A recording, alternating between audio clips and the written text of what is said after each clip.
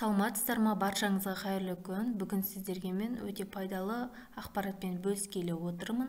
Асылтас қоғамдық қорының қайтарымсыз 5 миллион теңгеге дейінгі 0%бен қаржылай көмегін қалай аламыз, соны түсіндіретін боламын. Біз Асылтас KZ деген сайтқа өтеміз. Толығырақ мәліметті алу үшін Асылтас бизнес хелп кәсіпті дамытуға 5 миллион теңгеге дейін 0%бен қайтарымды қаржылай көмек берілмек. Кімдер қатыса алады бұл жобаға? Бұл жобаға 21 мен 35 жас аралығындағы жастар қатыса алады, яғни шағын кәсібі бар Қазақстан Республикасының азаматы болу керек. Өтімді қабылдау уақытысы 1 қараша мен 30 қараша аралығы 2023 жыл үшін бұл. Жеңімпаздар 19 желтоқсан күні жарияланатын болады. Жоба 3 кезеңнен тұрады. Асылтас KZ сайтындағы онлайн сауалнаманы толтырып жібереміз. Қысқа нұсқа, ол жерде сауалнама өте жеңіл.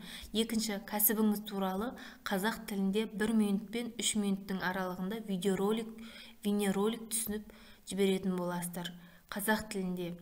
Бұл қоғам өзі қазақ тілін көтеру, дамыту бағытында да жұмыс жасайды. Бизнес жоспар жасау. Жеке куәлігіңізбен Асылтас Foundation gmail.com почтасына бір хатпен жолдау керек. Осы почтаға жолдайсыздар сіз. Екінші пункт бойынша. Бірінші пункт бойынша мына сайт бойынша сауалнама толтырасыздар. Түсінікті, Үшінші кезең бізде жеңімпаздарды анықтау мен марапаттау кезеңі. Қандай жобаларға басымдық беріледі? Салауатты өмір салтын қалыптастыру. Екінші, өндіріс. Үшінші, қазақ тілін дамыту жобалары. Төртінші, мобильді қосымшалар. Бесінші, ұлттық өнерге басымдық беріледі.